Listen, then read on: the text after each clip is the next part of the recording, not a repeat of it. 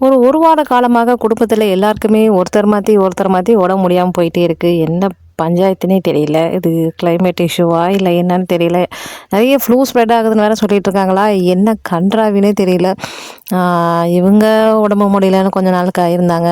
தம்பி அவனுக்குமே த்ரோட் இன்ஃபெக்ஷனா இருந்து அவன் கொஞ்ச நாள் அப்படியே ரொம்ப இதா இருந்தான்.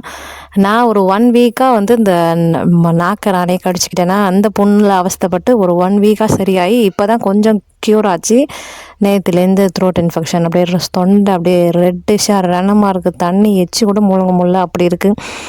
ஐயோ! ஒன்று மாற்றி செய்வனையை எவனோ வச்சுட்டான். செய்வனையை எடுக்கிறோம். என்னவோ போங்க. அப்புறம் வந்து இன்றைக்கி லஞ்ச் பாக்ஸுக்கு வேர்க்கடலை வேக வச்சு கொடுத்துட்டு, அப்புறம் வந்து பசங்க பன் தோசை மாதிரி கேட்டாங்க. ஸோ பன் தோசை மாதிரி ஊற்றி கொடுத்தேன். அந்த நெய் நல்லா சூப்பராக மணலாக வந்துருந்துச்சு. அப்புறம் எங்களுக்கு வந்து மொச்சக்காய் ஃப்ரெஷ்ஷாக இருந்துச்சா, மொச்சக்காயும் கத்திரிக்காயும் போட்டு புளி குழம்பு வச்சுட்டேன். அவ்வளோதான் எங்கள் லஞ்ச்.